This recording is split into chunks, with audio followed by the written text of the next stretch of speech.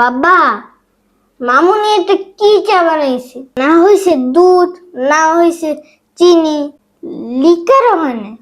এটা কি খাওয়া যায়? ঠিক আছে ঠিক আছে, দাঁড়াও দাঁড়াও, আমরা দুজনে মিলে তোমার মাকে আজকে ধরবো, ঠিক আছে? এই কোথায় তুমি, এদিকে আসো তাড়াতাড়ি। কি হয়েছে? চিল্লাচ্ছ কেন? এটা তুমি কি বানাইছো? না হয়েছে চা, না হয়েছে চিনি, না হয়েছে লিকার, কোনোটাই তো হয় নাই। এটা কি খাওয়া যায়? কিরে বাবু, চা কি খুব খারাপ হয়েছে? না না, চা অনেক ভালো হয়েছে, সবকিছু একবারে পারফেক্ট হয়েছে। এত ভালো চা কেমনে বানো?